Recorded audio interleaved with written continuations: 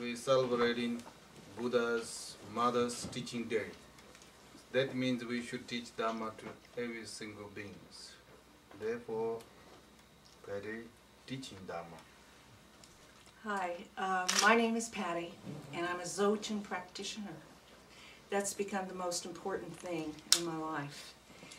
And I truly have the intention to help every single sentient being. I look at the people that are here, and I imagine you as my children. I have 2 children. They each have had 2 children. And one of my children has 2 children. So that makes me a great-grandma. And I love those little people. They are so precious to me. And I've had an on and off relationship with my mother, who passed a few years ago. And I was blessed by the opportunity of being with her when she died. And we had resolved our differences. And even in her dementia, in that last couple of weeks, she became very clear. And she recognized me, and believe me, that is such a blessing. If you've ever had to deal with dementia or Alzheimer's, whew, it knocks your socks off. But through that, I knew that not only had she been my mother in this life, but I had been her mother in another life. And over the course of this week, I've had an opportunity to really think that through and look at our relationship, where I did the right things and where I did the wrong things, and where I wasn't able to do things. And that kind of brings me up to, I really didn't mean to talk about that, but I really meant to talk about the 5 negative thinkings. So that was kind of a lead-in. The 5 negative thinkings are anger, jealousy, greed, pride, and ignorance. My personal favorite, I have found, is pride. And there are 2 kinds of pride. There's hot pride and there's cold pride. And both of them are sneaky, evil, wiggly, badass people. You know, if you can have that, you can call it a personality. And sometimes I have to do that. I have to play games in my head so I can understand this stuff, you know, because it's so important to me. I really grasp for the Dharma. And but I have found, I thought I was pretty cool. I don't get angry anymore. You know, I didn't think I had any jealousy. Greed, no, I've got everything I need.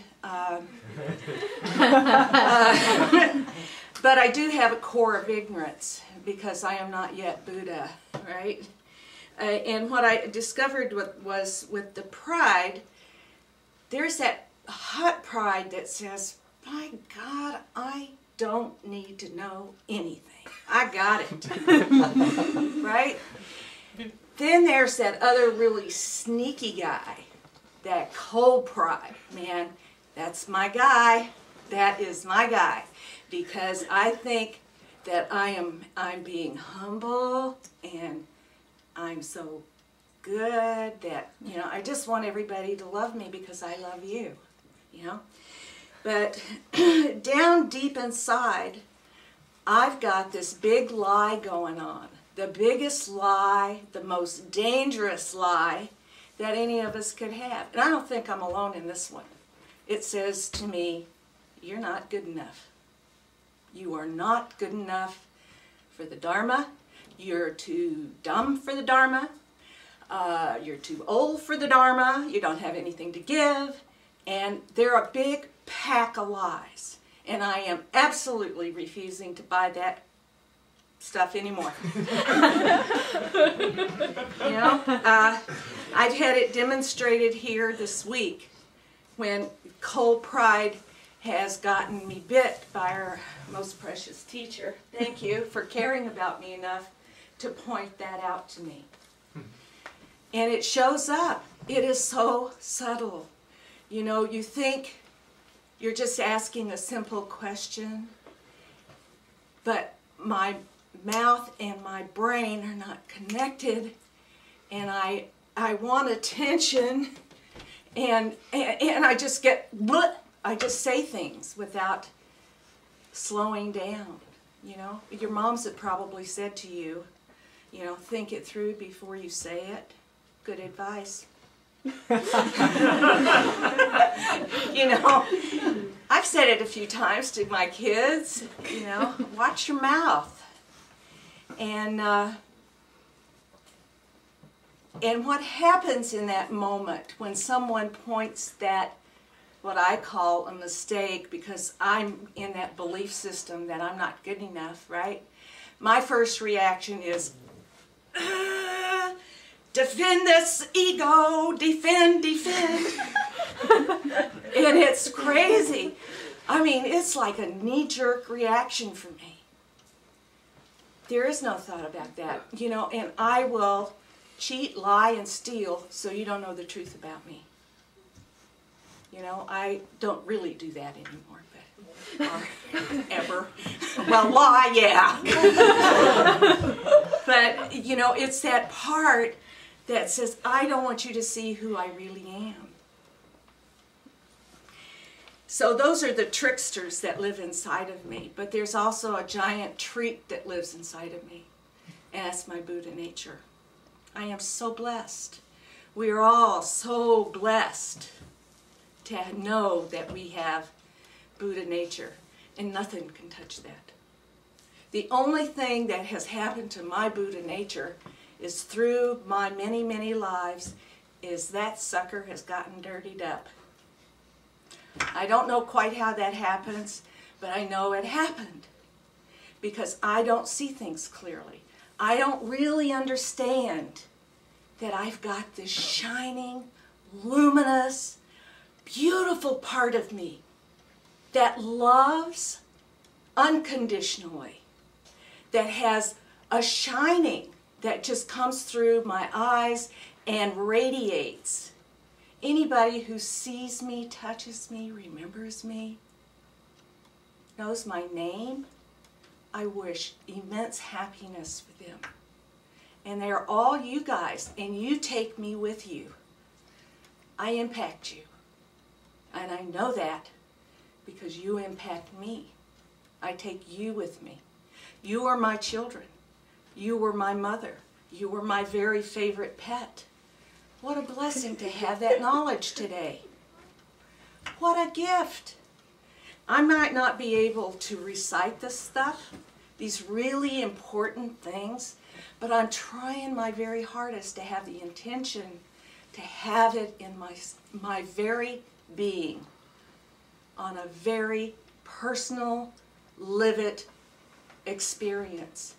And I have been trying very hard with a friend of mine, Kathleen, to, as I go through my day, dedicate every new event. So I start the day by having the intention to becoming Buddha in this very life for the sake of all sentient beings.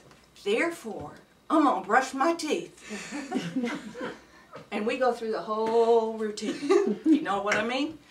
So there's that. And then I dread doing dishes. You know, I've been doing a lot of them here, and it's much easier here because I'm doing it for someone else. Going at my house, I'll let them pile up a little bit. But now I put on Rinpoche's CD. I listen to him sing to me while I do my dishes and clean my house. I pretend he's coming over. I have this great intention that he's going to come over and have coffee with me. Then I accuse you. He'll accuse me. He'll accuse me. What you doing this for? Oh, just bless me just a little bit. You know, I like to have fun, as you all know, and the way that I can stand here and look out at you and not really crying is to laugh about it, because that's kind of my little mechanism. But I'm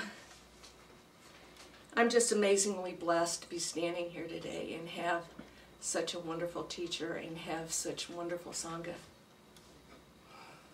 And I love the fact that we've got foreigners, don't you? We call them aliens. I didn't know I had kids in those places. Thank you so much.